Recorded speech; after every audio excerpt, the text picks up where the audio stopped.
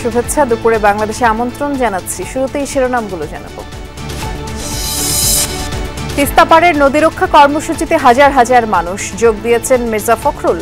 পানির ন্যায্য হিস্সা আদায় ও মহাপরিকল্পনা বাস্তবায়নের দাবি। জমি জায়গা যেটা আছে তিস্তা বান্ধন হলে সবার উপকার হবে। অনেক সম্পত্তি আমার এই নদীর, আমার অনেক কষ্ট। এই কারণে আমি এখানে 3 দিন থেকে এখানে থাকি, আসি এদের পাশে। রাজধানীতে তারুণ্যের উৎসবের উদ্বোধন। দেশ পুনর্গঠনে তরুণদের এগিয়ে আসার আহ্বান উপদেষ্টা আসিফের। রমজানে 30 টাকা কেজি দরে চাল কিনতে পারবে 50 লাখ পরিবার। ঢাকার 25টি স্থানে সুলভে বিক্রি হবে মুরগি, ডিম, দুধ, মাংস। খাতুনগঞ্জে ভোজ্য তেলের সংকটে ক্ষোভ। বোতলজাত তেল পাওয়া যাচ্ছে না। 5 লিটারের তেল 2 লিটারের তেল মার্কেটে টোটালি নাই। কারসাজি না হলে এট এ টাইমে সব জায়গায় শর্ট হতে কথা। আমরা একটু টাকা বেশি দিলে অনেক দোকানে পাওয়া যায়। ন্যাশনাল আইডি থাকলে পাসপোর্টের ক্ষেত্রে ভেরিফিকেশন লাগবে না, জানালেন স্বরাষ্ট্র উপদেষ্টা। রোহিঙ্গারা যেন নতুন করে এনআইডি না পায় সে ব্যাপারে সজাগ সরকার। হত্যা মামলায় 3 দিনের রিমান্ডে ইনু মেনন। 5 করে হেফাজতের নির্দেশ সাংবাদিক দম্পতি শাকিল রূপার। ট্রাইব্যুনালে আরও 6 জনকে হাজির।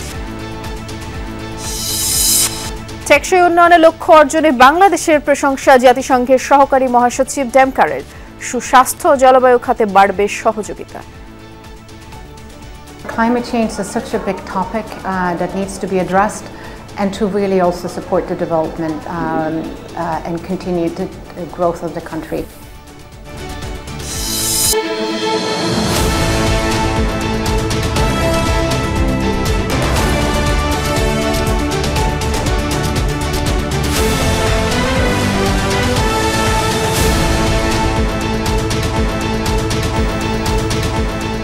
শিরোনামগুলো শুনছিলেন। এছাড়া দেশ বিদেশে আরো খবর নিয়ে দুপুরে বাংলাদেশে নুসরাত বৃষ্টির সাথে আছি। জাগো বাহে তিস্তা বাঁচাই স্লোগানে তিস্তার পানির ন্যায্য হিসাব এবং মহাপরিকল্পনা বাস্তবায়নের দাবিতে 2 দিন ব্যাপী অবস্থান কর্মসূচিতে অংশ নিতে তিস্তার জমায়েত স্থলগুলোতে সাধারণ মানুষ জড়ো হয়েছে। দুপুরে কর্মসূচির উদ্বোধন করবেন বিএনপির মহাসচিব মির্জা ফখরুল ইসলাম আলমগীর। তিস্তা অববাহিকার 5টি জেলার 11টি স্পটে কয়েক হাজার তাঁবু, বড় বড় প্যান্ডেল মঞ্চ করা হয়েছে। রাতেই মিছিল নিয়ে সব জমায়েত স্থলে অবস্থান নিয়েছে অনেকেই। তাদের দাবি বিচ্ছিন্নভাবে নয়, অন্তর্বর্তীকালীন সরকারের সময় শুরু করতে হবে তিস্তা মহাপরিকল্পনার কাজ। পাশাপাশি ভারতকে তিস্তার ন্যায্য হিস্সা চুক্তি বাস্তবায়ন করতে বাধ্য করতে হবে। আয়োজকরা জানিয়েছেন, আন্তর্জাতিকভাবে তিস্তার ক্ষতবিক্ষত পরিস্থিতি তুলে ধরে ভারতকে তিস্তা চুক্তি বাস্তবায়নে চাপ প্রয়োগ করতে এই উদ্যোগ নেওয়া হয়েছে। কর্মসূচিতে নদী অববাহিকার 2 পারে 242 কিলোমিটার জুড়ে গণপদযাত্রা, মানববন্ধন, সাংস্কৃতিক কর্মসূচি সহ নানান আয়োজন রয়েছে। আর এসবের মধ্য দিয়ে তিস্তাপাড়ের মানুষের জীবন জীবিকা তুলে ধরা হবে। আর সমাপনী দিন অর্থাৎ আগামীকাল ভার্চুয়ালি যুক্ত হয়ে বক্তৃতা দেওয়ার কথা রয়েছে বিএনপির ভারপ্রাপ্ত চেয়ারম্যান তারেক রহমানের।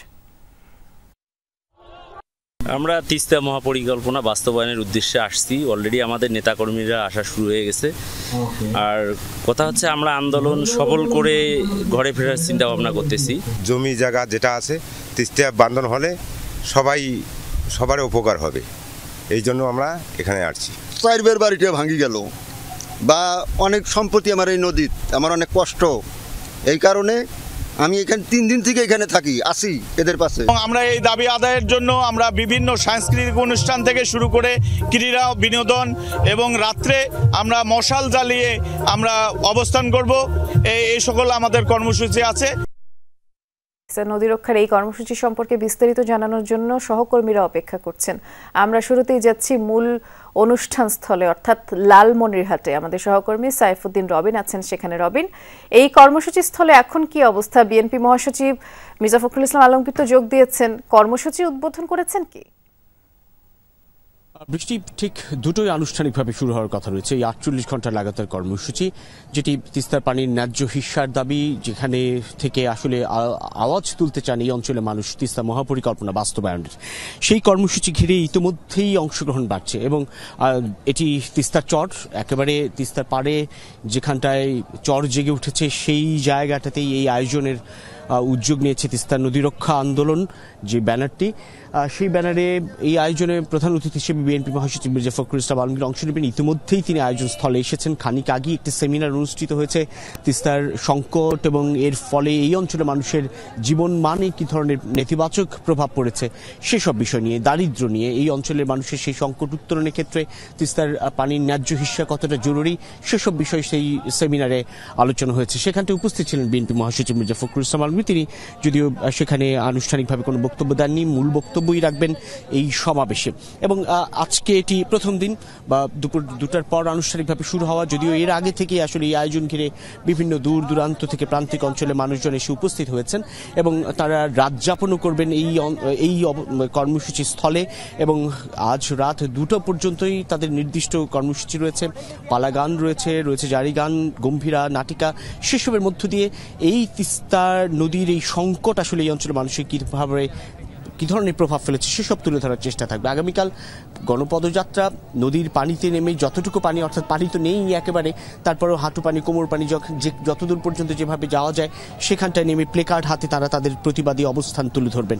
এবং এরপর সমাপনী বক্তব্য রাখবেন বিএনপির ভারপ্রাপ্ত চেয়ারম্যান তারেক রহমান। এই কর্মসূচি ঘিরে এই অঞ্চলে মানুষের মধ্যে যে দীর্ঘদিনের দাবি ছিল, যে দীর্ঘদিনের চাহিদা ছিল, সেটি যেন আরও একবার উত্থাপিত হলো, সেটি যেন আরও একবার আওয়াজ তুলল রংপুরের উত্তরের জনপদের এই মানুষগুলো। তাদের সেই দীর্ঘদিনের বহুল আকাঙ্ক্ষিত তিস্তার দাবি, অর্থাৎ তিস্তার পানির ন্যায্য হিস্যা, তিস্তার মহাপরিকল্পনা বাস্তবায়নের দাবি, যেটি বারবার উপেক্ষিত হয়ে আসছে। তারা প্রত্যাশা করছে এই কর্মসূচির মধ্য দিয়ে আন্তর্জাতিকভাবে আরও একবার আওয়াজ উঠবে এটি কতটা জরুরি আসলে রংপুর অঞ্চলের বা উত্তরের এই জনপদের মানুষগুলোর জন্য।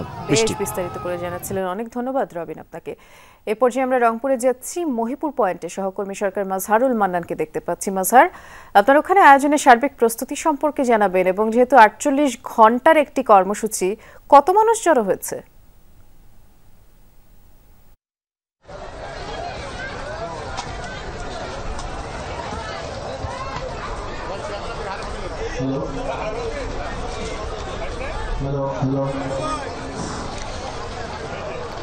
জাগোবাহে তিস্তা বাঁচাই যে কর্মসূচির যে লাগাতার কর্মসূচিটি, এই কর্মসূচিটির মধ্যে কিন্তু এরই মধ্যে লোকজন আসা শুরু হয়েছে। আমরা যে মহিপুরের যে গঙ্গাচড়ার যে পয়েন্টে আছি, সেই পয়েন্টের দৃশ্য যদি আপনাদেরকে একটুখানি ক্যামেরায় দেখাতে পারি, আপনি দেখবেন যে হাজার হাজার মানুষ এরই মধ্যে কিন্তু উপস্থিত হয়েছে। অর্থাৎ 3টি স্পট করা হয়েছে এই মহিপুর এই সেতুকে ঘিরে, একটি গঙ্গাচড়ার যে মহিপুর যে পয়েন্ট আছে সেখানে, এবং পাশে নদীর ওই পাশে করা হয়েছে আরও দুইটি। এবং আপনি যদি ক্যামেরায় দেখতে পারেন যে কি পরিমাণ মানুষ এই কর্মসূচিতে এখন আসা শুরু করেছে, সেটি আমি আপনাকে ক্যামেরায় দেখাতে চাই। আর তথ্য যেটি দিতে চাই যে আপনি জানেন যে এই তিস্তা নদীটি কিন্তু শুরু হয়েছে একেবারে ভারতের যে সিকিম পর্বতমালা আছে সেখান থেকে শুরু হয়েছে, এবং ওই সেখান থেকে শুরু হওয়ার পরে 1787 সালে যারা গবেষক তারা বলছেন যে 1787 সালে একটি অনেক বড় বন্যা হয়। এই বন্যার পরে কিন্তু এটি নীলফামারীর যে ডিমলার যে কালীগঞ্জ পয়েন্ট আছে, কালীগঞ্জ পয়েন্ট দিয়ে এই রংপুর অঞ্চলে ঢোকে এবং নীলফামারী, লালমনিরহাট, রংপুর এবং তারপর কুড়িগ্রাম হয়ে গাইবান্ধায় ব্রহ্মভদ্র নদে মিশে যায়। এবং ওই সময় কিন্তু এখানে প্রবাহ মাত্রা ছিল 6170 কিউসেক পানি গড় যে প্রবাহ মাত্রা ছিল, কিন্তু যখন গাজলডোবা ব্যারেজটি করা হয় তখন সেটি কমে যায় এবং সেটি কমে এখন কিন্তু 1500 থেকে 300-র মধ্যে কিন্তু শুকনো মৌসুমে আসে। এবং এই দৃশ্য যদি আমরা আপনাকে একটুখানি দেখাতে পারি, এখন কিন্তু তিস্তার এই জীর্ণ দশা। এরপর থেকেই তিস্তার পানির যে ন্যায্য হিস্যা আদায় এবং এই তিস্তা খনন এবং দুই পাশ শাসন করে এই এলাকার মানুষ কিন্তু বারবার দাবি করে আসছিল এবং এজন্য বিগত সময়ে আন্দোলন হয়েছে। কিন্তু আজকের আন্দোলনটার ধারাবাহিকতা একটু অন্যরকম। আজকের এই আন্দোলন থেকে আন্তর্জাতিকভাবে এই বক্তব্যটি তোলবার চেষ্টা করা হয়েছে যে কিভাবে এই তিস্তাকে শোষণ করেছে এবং এই পানি প্রত্যাহার করে এই আগামী আমাদের যে উজানে যে দেশটি আছে ভারত, এবং এই আজকের এই আওয়াজের মাধ্যমে তারা যেটি তুলতে চান যে অবিলম্বে ন্যায্য পানির হিস্যা দিতে হবে এবং একই সাথে দিতে হবে মহাপরিকল্পনার যে কাজ সেটি শুরু করতে হবে। বেশ বিস্তারিত জানাচ্ছিলেন, অনেক ধন্যবাদ জানাচ্ছি আপনাকে মাজহার। এবারে লালমনিরহাটের তিস্তা রেল সেতু যে পয়েন্ট, সেখানে আছেন আমাদের সহকর্মী আনিসুর রহমান। আপনি অনেকক্ষণ যাবত অপেক্ষা করছেন আনিস, কর্মসূচিতে সাড়া কেমন দেখছেন একটু সংক্ষেপে জানাবেন। বৃষ্টি, আপনি যেটি বললেন যে আসলে মানুষের যে সারা, আপনাকে একটু যদি আমি দেখাতে পারি যে আমরা সকাল থেকে দেখেছি যে লোকজন বিভিন্নভাবে আসছেন, তারা অনেকে তাদের বিছনাপাতি নিয়ে আসছেন, যেহেতু 2 দিন থাকতে হবে তাই আসছেন। আরও বেলা যত গড়িয়ে যাবে তত হয়তো লোকজন। ডক্টর আব্দুল্লাহ মামুন তিনি বক্তব্য রেখেছেন। নদী রক্ষা আন্দোলন কমিটির যে সমন্বয়কারী অধ্যক্ষ আসাদুল আহমেদ তিনি বক্তব্য রেখেছেন। আর আমরা ওই বক্তব্যের পরপরই দেখলাম যে আজকের অনুষ্ঠানের প্রধান অতিথি মির্জা ফখরুল ইসলাম আলমগীর বিএনপি মহাসচিব উনি এসেছেন। উনি হয়তো 2টায় এই আজকের এই কর্মসূচির উদ্বোধন করবেন। তবে মানুষজনের কিন্তু ঢল হচ্ছে, যত সময় যাচ্ছে ততই কিন্তু মানুষজন চলে আসতেছে, যেহেতু এটা মূল ভেন্যু লালমনিরহাট, রংপুর, কুড়িগ্রাম, নীলফামারী ও গাইবান্ধা যে 11টি স্থানে আজকের এই 48 ঘন্টার অবস্থান কর্মসূচি রয়েছে। আজকে এই ভেন্যুটি কিন্তু মূল ভেন্যু।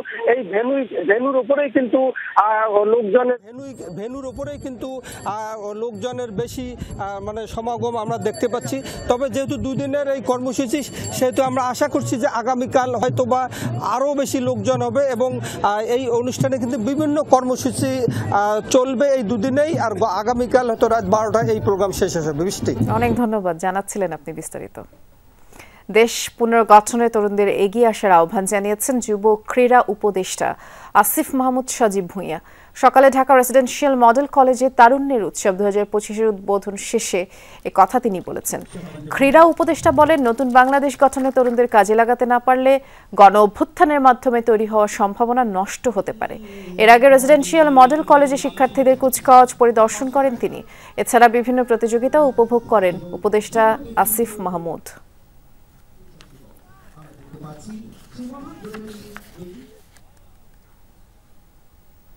রমজানে সুলভ মূল্যে চাল বিতরণ করবে সরকার। 30 টাকা কেজি দরে 15 কেজি করে চাল পাবে 50 লাখ পরিবার। কথা জানিয়েছেন খাদ্য উপদেষ্টা আলী ইমাম মজুমদার। সকালে ওসমানী স্মৃতি মিলনায়তনে জেলা প্রশাসক সম্মেলনে তিনি বলেছেন, চাল বিতরণ কর্মসূচি সফলভাবে সম্পন্ন করতে ডিসিদের নির্দেশনা দেওয়া হয়েছে। রমজানকে সামনে রেখে মার্চ ও এপ্রিল মাসে 1.5 লাখ টন করে মোট 3 লাখ টন চাল দেওয়া হবে। মার্চ এপ্রিল মাসে খাদ্যবান্ধব কর্মসূচির চাল সাধারণ মানুষের হাতে পৌঁছাতে ঢাকা এবং চট্টগ্রাম মেট্রোপলিটন শহরে ম্যাজিস্ট্রেট মাঠে থেকেই এই কর্মসূচির তত্ত্বাবধান করবেন। এই কর্মসূচির আওতায় ঢাকা 117টি পয়েন্টে 70টি ট্রাকে চাল বিক্রি হবে।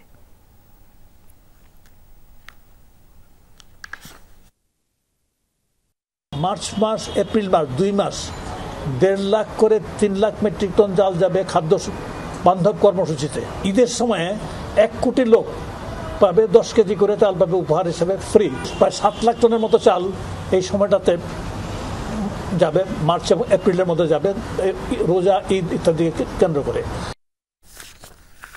প্রতি বছরের মতো এবারও রমজানের আগে চট্টগ্রামে দেখা দিয়েছে ভোজ্য তেলের সংকট।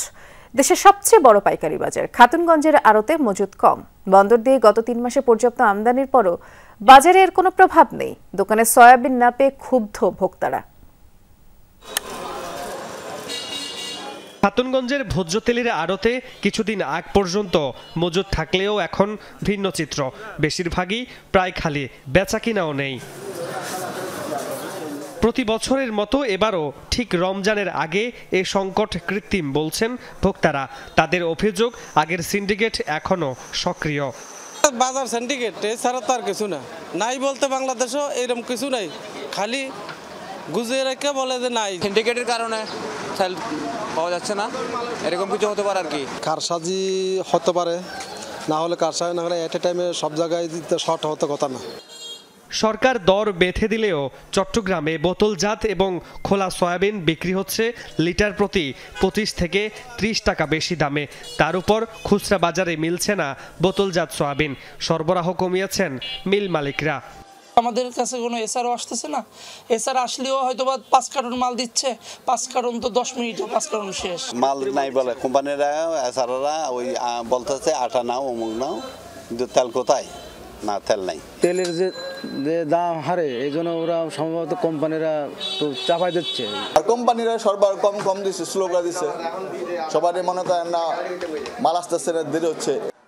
গত বছরের নভেম্বর থেকে চলতি জানুয়ারি পর্যন্ত 3 মাসে চট্টগ্রাম বন্দর থেকে 2,32,000 টন অপরিশোধিত সয়াবিন তেল খালাস হয়েছে।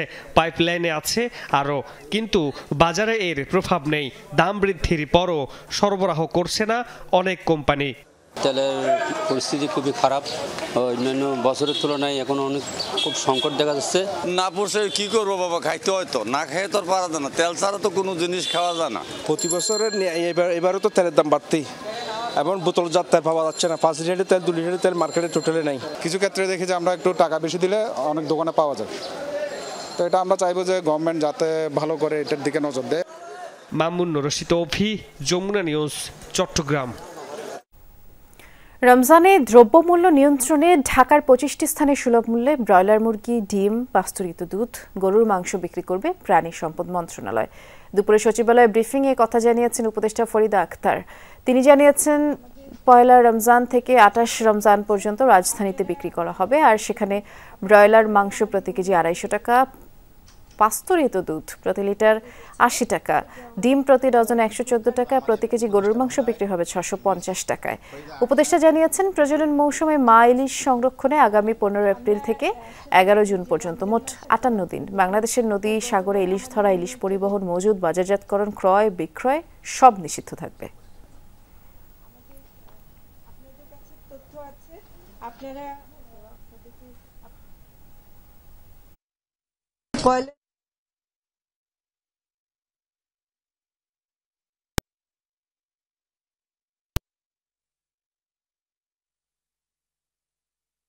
পয়লা রমজান থেকে 28 রমজান পর্যন্ত আমরা ঢাকা শহরের ড্রেস ব্রয়লার, ডিম, পাস্তুরিত দুধ এবং গরুর মাংস সারা দেশে আমরা এটা সুলভ মূল্যে ভ্রাম্যমান বিক্রয় কার্যক্রম একটা নিয়েছে। যেসব এলাকায় জুলাই অভ্যুত্থানের সময় জনগণের একটা ব্যাপক অংশগ্রহণ ছিল, সেরকম জায়গাগুলোতে আমরা দিতে চাই।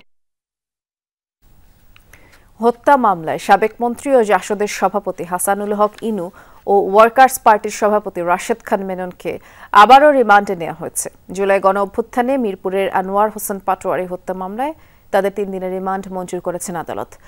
এদিন তাদের আদালতে হাজির করে 5 দিনের রিমান্ড আবেদন করা হয়। তবে দুপুরে ঢাকার মেট্রোপলিটন ম্যাজিস্ট্রেট GM ফারহান ইশতিয়াকের আদালত 3 দিনের রিমান্ড মঞ্জুর করেন।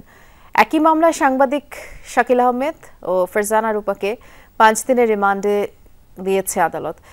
এদিকে জুলাই আগস্ট গণহত্যার মামলায় সাবেক ডিএনসিসি মেয়র মোহাম্মদ আতিকুল ইসলাম সহ 5 জনকে হাজির করা হয়েছে ট্রাইব্যুনালে।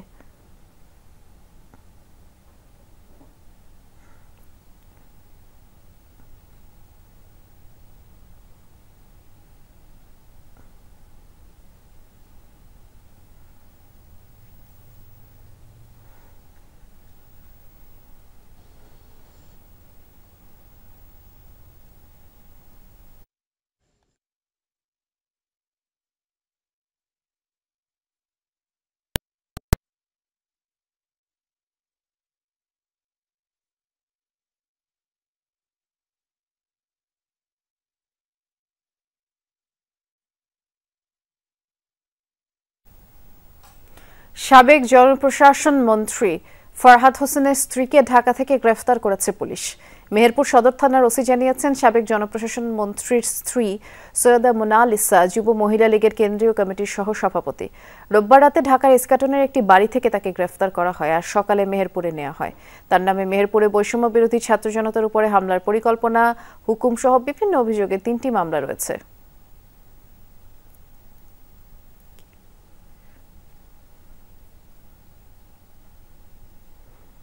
কিছুক্ষণ আগে যেমনটি জানালাম, গণহত্যার মামলায় আন্তর্জাতিক অপরাধ ট্রাইব্যুনালে আনা হয়েছে 6 জনকে, আর এ বিষয়ে একটি ব্রিফিং চলছে আইনজীবীদের পক্ষ থেকে। আমরা যাচ্ছি সরাসরি ট্রাইব্যুনালে। ট্রাইব্যুনালে হাজির করা হয়েছে এবং তাদেরকে এই মামলায় শোন অ্যারেস্ট দেখিয়ে কারাগারে প্রেরণের নির্দেশ দিয়েছেন ট্রাইব্যুনাল। এই মামলার তদন্ত রিপোর্ট দাখিলের জন্য পরবর্তী দিন ধার্য আছে 9 মার্চ, এবং গত 11 তারিখে প্রাইমা ফেসি তাদের বিরুদ্ধে আছে বা তদন্তকারী রিপোর্টের এই তদন্তকারী অফিসারের রিপোর্টের ভিত্তিতে এবং প্রসিকিউশনের আবেদনের ভিত্তিতে ট্রাইব্যুনাল তাদেরকে প্রোডাকশন ওয়ারেন্ট দিয়েছিলেন। তার ভিত্তিতে আজকে তাদেরকে নিয়ে আসা হয়েছে। আজকের আচ্ছা, আপনারা অভিযোগ কি আছে?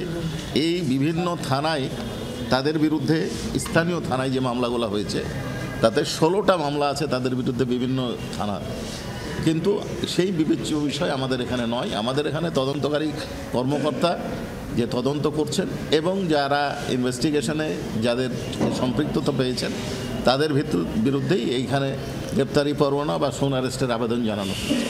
এই ক্ষেত্রে আমাদের কাছে প্রাথমিকভাবে অভিযোগ আছে যে ওই এলাকায় জুলাই আগস্ট বিপ্লবে নিরীহ নিরস্ত্র 200 জনের অধিক জনগণকে, ছাত্র জনতাকে হত্যা করা হয়েছে। এবং এই ক্ষেত্রে এরা কেউ চিকিৎসায় বাধা দিয়েছে, কেউ হেলমেট বাহিনীকে অস্ত্র সরবরাহ করেছে এবং বিভিন্নভাবে এরা মানবতা বিরোধী অপরাধে কর্মকাণ্ডে সক্রিয়ভাবে অংশগ্রহণ করেছে, যার তথ্য প্রমাণ আমাদের ইনভেস্টিগেশন এজেন্সির কাছে আছে।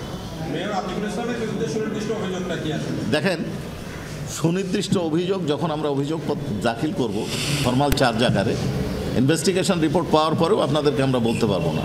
যখন আমরা ইনভেস্টিগেশন রিপোর্ট পর্যালোচনা করবেন চিফ প্রসিকিউটর এবং তার টিম, তারপরে যখন ফরমাল চার্জ দাখিল করব তখন সুনির্দিষ্ট অভিযোগ এবং সব বিষয় আপনারা জানতে পারবেন। সারা দেশে অপারেশন ডেভিল হান্টে রংপুরে ৪৫ জন সহ অন্তত ৮৮ জনকে গ্রেফতার ও আটক করা হয়েছে। রাতভর অভিযানে গাজীপুর মহানগর পুলিশ ৫ জনকে, জেলা পুলিশ ৫ জনকে গ্রেফতার করে। নিয়ে গেল ৯ দিনে জেলায় ৩৮৪ জনকে গ্রেফতার করা হলো। রংপুর মহানগরীতে ২ জন সহ বিভাগের ৮ জেলা থেকে মোট ৪৩ জনকে গ্রেফতার করেছে পুলিশ। বিভাগে অভিযান শুরুর পর থেকে ২৯৪ জনকে গ্রেফতার করেছে পুলিশ এবং গ্রেফতারকৃতদের বিরুদ্ধে বৈষম্য বিরোধী ছাত্র আন্দোলনে হামলা, হত্যা চেষ্টা সহ নাশকতা, পরিকল্পনা, অর্থ যোগান দেওয়ার অভিযোগ রয়েছে। সবাই আওয়ামী লীগ ও অঙ্গ সহযোগী সংগঠনের নেতাকর্মী। এছাড়া নারায়ণগঞ্জে ৯ জন, জামালপুরে ৯, পাবনায় ৬, চুয়াডাঙ্গায় ৪, টাঙ্গাইলে ৪, সাতক্ষীরার তালা জেলা আওয়ামী লীগের উপপ্রচার সম্পাদক প্রণব ঘোষ বাবলুকেও গ্রেফতার করা হয়েছে। গ্রামের দিকে অনেক ব্যবসায়ী ট্যাক্স দেয় না, তাদেরকে ট্যাক্সের আওতায় আনতে হবে বলে মন্তব্য করলেন অর্থ উপদেষ্টা সালেউদ্দিন আহমেদ।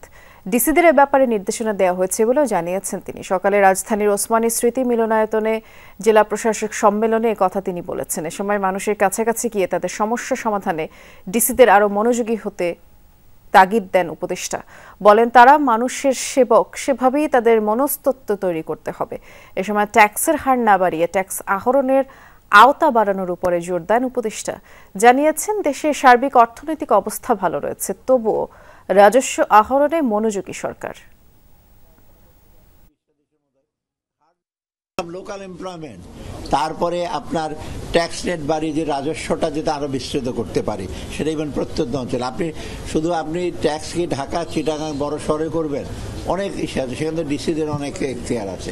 সেই মোট কথা ট্যাক্স এবিলিটি, আমার রাজস্ব যদি আমি না বাড়াই, জোর করে রেট বাড়িয়ে না। ডিসি সম্মেলনে তাজনুল ইসলাম আছেন, সম্মেলনের তথ্য তিনি আমাদেরকে জানাবেন। জেলা প্রশাসকরা সম্মেলনের নতুন কোনো দাবি জানিয়েছে কিনা এটি জানাবেন, আর কি কি নির্দেশনা দেওয়া হয়েছে তাদের। দেখুন, যেহেতু একটি ক্লোজ ডোর প্রোগ্রাম চলছে এবং দুপুরের যে বিরতি রয়েছে, সেই বিরতির আগে আরও একটি অধিবেশন এই মুহূর্তে চলমান রয়েছে। আমরা ঠিক অধিবেশন কক্ষের বাইরে অবস্থান করছি। তবে বেশ কয়েকটি বিষয় এরই মধ্যে উঠে এসেছে। আজকে যেহেতু 4:30 পর্যন্ত, অর্থাৎ দুপুরের পরে আরও 3টি অধিবেশন রয়েছে, মোট 8টি অধিবেশন রয়েছে প্রথম পর্বে। সেই অধিবেশনগুলোর মধ্যে 3 জন উপদেষ্টা এরই মধ্যে কথা বলেছেন এবং সবাই মোটামুটি একটি বিষয়ের উপর বিশেষ করে আলোকপাত করেছেন। সেটি হচ্ছে এই জেলা প্রশাসকরা কিভাবে করে তাদের সেবার মান, একই সঙ্গে সেবার গতি কিভাবে করে বাড়াবেন, বৃদ্ধি করবেন, মানুষের আরও কাছাকাছি কি করে পৌঁছাবেন, সেই বিষয়গুলো নিয়েই আলোচনার মধ্যে এসেছে। তবে বাড়তি করে যে বিষয়টি, সেটি হচ্ছে অর্থ উপদেষ্টা যেমনটি বলেছেন যে রাজস্ব আহরণের উপরে বাড়তি করে মনোযোগ দেওয়া হচ্ছে। একই সঙ্গে পরবর্তী সময়ে যখন ত্রাণ ও দুর্যোগ উপদেষ্টা তিনি এলেন, তিনি জুলাই ফাউন্ডেশন নিয়েও কিছু জরুরি, বিশেষ করে যেই ফাউন্ডেশনটি তৈরি করা হচ্ছে এবং সেই কার্যক্রম হয়তো তিনি যেমনটি ইঙ্গিত দিয়েছেন যে সপ্তাহখানেকের মধ্যে হয়তো সেই বিষয়গুলো চূড়ান্ত হবে।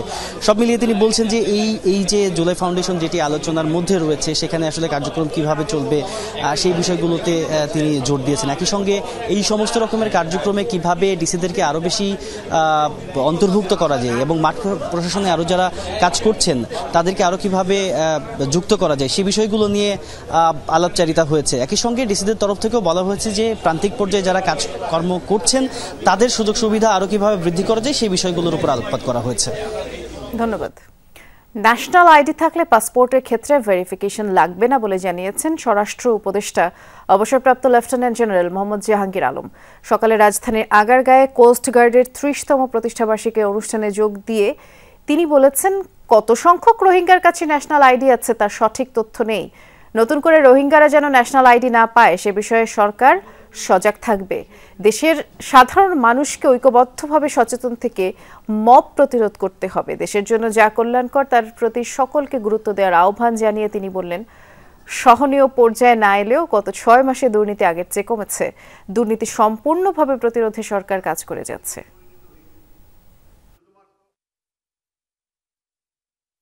সবাইরই কিন্তু একটু সজাগ হইতে হবে। দেশের যেটা ভালো হয় দেশের জন্য ওইটাই শুধু করতে হবে। আমাকে দেশকেও ভালোবাসতে হবে। আমাকে দেশের জন্য যেটা উপকারী ওইটাই আমাদের করতে হবে। আর এই 6 মাসে আগের থেকে দুর্নীতি অনেক কমছে। এই 6 মাসে আগের থেকে অনেক কমছে, বাট তারপরও এটা সহনীয় পর্যায়ে আসে নাই। এই দুর্নীতি আরও কমতে হবে।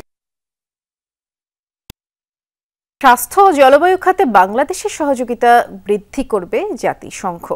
সম্প্রতি বাংলাদেশে 3 দিনের সফরে বেশ কয়েকটি প্রকল্প ঘুরে দেখেন জাতিসংঘের সহকারী মহাসচিব এবং UNOPS এর উপনির্বাহী পরিচালক ক্রিস্টিয়ানা টেমকার। টেকসই উন্নয়ন লক্ষ্যমাত্রা অর্জনে বাংলাদেশের প্রশংসা করেন তিনি। যমুনা টেলিভিশনকে দেয়া সাক্ষাৎকারে তিনি আশা করেন সংকট এড়িয়ে এগিয়ে যাবে বাংলাদেশ। বিস্তারিত জানাচ্ছেন সহকর্মী আহমেদ রেজা। 3 দিনের সফরে দ্বিতীয়বারের মতো ঢাকায় জাতিসংঘের সহকারী মহাসচিব এবং UNOPS-এর উপনির্বাহী পরিচালক ক্রিস্টিয়ানা টেমকার ঘুরে দেখেন স্থানীয় কয়েকটি প্রকল্প। বাংলাদেশে আসার আগে মিয়ানমার ও থাইল্যান্ড সফর করেন ক্রিস্টিয়ানা। যমুনা টেলিভিশনের সাথে একান্তে কথা বলেন জাতিসংঘের সহকারী মহাসচিব। বাংলাদেশ সফরকে চমৎকার উল্লেখ করে বলেন, অংশীদারদের সঙ্গে সম্পর্ক সুদৃঢ় করাই মূল লক্ষ্য। স্বাস্থ্য খাত ও জলবায়ু পরিবর্তন সম্পর্কিত প্রকল্পগুলোতে জাতিসংঘের সহায়তা বৃদ্ধির আগ্রহের কথা জানান ক্রিস্টিয়ানা। জলবায়ু সহনশীলতা বৃদ্ধির জন্য বিভিন্ন প্রকল্প বাস্তবায়ন করছে, যার মধ্যে টেকসই অবকাঠামো উন্নয়ন, দুর্যোগ প্রস্তুতি এবং জলবায়ু সহনশীল কৃষি কার্যক্রম রয়েছে। আমরা সরকারের পাশাপাশি স্থানীয় ও আন্তর্জাতিক অংশীদারদের সঙ্গে কাজ করছি, যাতে এই কার্যক্রমগুলো টেকসই ও কার্যকর হয়। উদাহরণস্বরূপ সাতক্ষীরা, জামালপুর, কুড়িগ্রাম সহ জলবায়ু ঝুঁকিপূর্ণ এলাকায় আমরা স্থিতিশীল অবকাঠামো তৈরি করছি। স্বাস্থ্য খাতে অবকাঠামো তৈরিতে জাতিসংঘের পক্ষ থেকে উদ্যোগ নেয়ার কথা জানান তিনি। টেকসই উন্নয়ন লক্ষ্যমাত্রা অর্জনে বাংলাদেশকে আরও সহযোগিতা দেওয়ার কথা ভাবছে সংস্থাটি। বাংলাদেশের জাতীয় ম্যালেরিয়া নির্মূল কর্মসূচি ও স্বাস্থ্য অধিদপ্তরের সঙ্গে কাজ করছি, যার অধীনে আমরা 29টি অক্সিজেন প্ল্যান্ট স্থাপন করেছি। এর ফলে হাসপাতালে পর্যাপ্ত পরিমাণ অক্সিজেন সরবরাহ নিশ্চিত করা সম্ভব হয়েছে। আমাদের লক্ষ্য হলো শুধুমাত্র প্রকল্প বাস্তবায়ন নয়, বরং স্থানীয় জনগোষ্ঠীকে সম্পৃক্ত করে তাদের সক্ষমতা বৃদ্ধি করা, যাতে তারা দীর্ঘমেয়াদে এর সুফল ভোগ করতে পারে। যেমন 29টি অক্সিজেন প্ল্যান্ট শুধু স্থাপন করাই আমাদের লক্ষ্য নয়, বরং সেগুলোর কার্যকারিতা বজায় রাখতে স্থানীয় জনগণ ও কর্তৃপক্ষকে প্রশিক্ষণ দেওয়া হচ্ছে। UNOPS বৈশ্বিকভাবে কাজ করলেও প্রতিটি প্রকল্প স্থানীয় চাহিদা বিবেচনা করে বাস্তবায়ন করা হয় বলেও জানান ক্রিস্টিয়ানা। আহমেদ রেজা, যমুনা নিউজ, ঢাকা। ছাত্র জনতার আন্দোলনে নিহতরা স্বীকৃতি পাবেন জুলাই শহীদ ও আহতরা জুলাই যোদ্ধা নামে কথা জানিয়েছেন মুক্তিযুদ্ধ বিষয়ক মন্ত্রণালয়ের উপদেষ্টা ফারুক ই আজম। দুপুরে রাজধানীর ওসমানী স্মৃতি মিলনায়তনে জেলা প্রশাসক সম্মেলনে উপদেষ্টা জানিয়েছেন, নিহত আহতরা এককালীন ভাতা সহ পাবেন সরকারি সব সুযোগ সুবিধা। আহতদের 3 ক্যাটাগরিতে ভাগ করা হয়েছে। ক্যাটাগরি করার দায়িত্বে স্বাস্থ্য মন্ত্রণালয়। উপদেষ্টা জানিয়েছেন, নির্বাচিত সরকার আসবে জুলাই অভ্যুত্থানের চেতনা নিয়ে। তারা জুলাই অধিদপ্তরের কার্যক্রম চালিয়ে যাবেন। এছাড়া দুর্যোগ ব্যবস্থাপনা ও ত্রাণ উপদেষ্টা ফারুক ই আজম জানিয়েছেন, দুর্যোগের পরে ক্ষতিগ্রস্তদের গৃহ নির্মাণে যে সামগ্রী দেওয়া হয় সে তথ্য এখন এলাকা ভিত্তিক সংগ্রহ করা হবে। পরে গৃহ নির্মাণ সামগ্রী সংশ্লিষ্ট এলাকায় সরবরাহ করা হবে।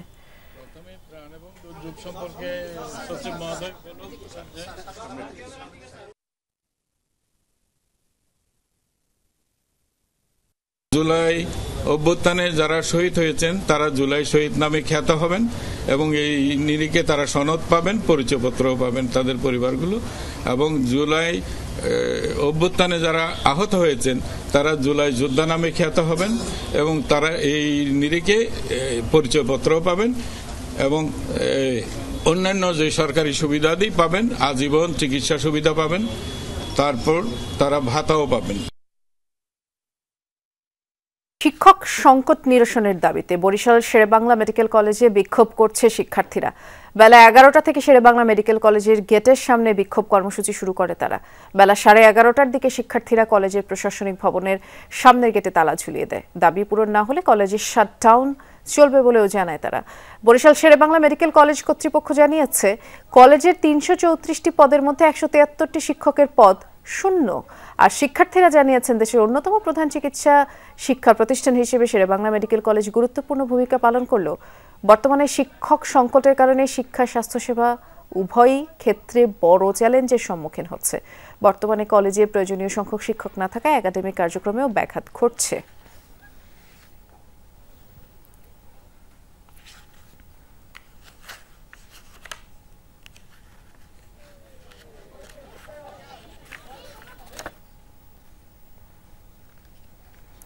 রাজধানীর যাত্রাবাড়ির মাতুয়াইল এলাকায় রাস্তা পার হতে গিয়ে পিকআপ ভ্যানের ধাক্কায় স্বামী স্ত্রী নিহত হয়েছেন। গুরুতর আহত তাদের 14 বছরের মেয়ে। সকাল 7টার দিকে মাতুয়াইলের সাদ্দাম মার্কেটের বিপরীত পাশের রাস্তায় এই দুর্ঘটনা। নিহতরা হলেন আব্দুল জব্বার ও রুনা আক্তার আর তার মেয়ে। আহত জুই আক্তারকে ঢাকা মেডিকেলে পাঠানো হয়েছে বলে জানিয়েছে যাত্রাবাড়ি থানা পুলিশ।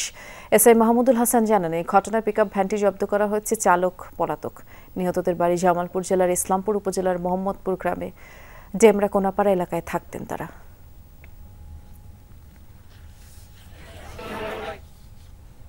মুন্সিগঞ্জের শ্রীনগরে ঢাকা মাওয়া এক্সপ্রেসওয়েতে পরপর 5টি যানের সংঘর্ষে অন্তত 20 জন আহত হয়েছে।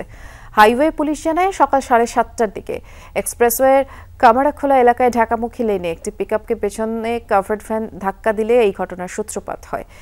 এ সময় একই লেনে পেছনে আসা দুটি বাস সহ অপর আরেকটি যান পরপর সংঘর্ষে দুর্ঘটনা ঘটে। দুমড়ে মুচড়ে যায় দুটি যাত্রীবাহী বাস কাভার্ড ভ্যানের সামনের অংশ। আহতদের উদ্ধার করে হাসপাতালে নেয় ফায়ার সার্ভিস। এদের মধ্যে একজনের অবস্থা আশঙ্কাজনক। এই দুর্ঘটনার কারণে এক্সপ্রেসওয়েতে কিছু সময় যান চলাচল ব্যাহত হয়। ঘন কুয়াশার কারণে দুর্ঘটনা বলে প্রাথমিকভাবে ধারণা করা হচ্ছে। এদিকে এই ঘন কুয়াশার কারণেই ফরিদপুরের ভাঙ্গায় বাস ও কাভার্ড ভ্যানের মুখোমুখি সংঘর্ষে 10 যাত্রী আহত হয়েছে। সকাল 7টার দিকে ফরিদপুর বরিশাল মহাসড়কে এই ঘটনা ঘটে। দুর্ঘটনার পর দুই পাশে প্রায় 5 কিলোমিটার যানজট দেখা দেয়। আহতদের উদ্ধার করে স্থানীয় হাসপাতালে চিকিৎসা দেওয়া হচ্ছে।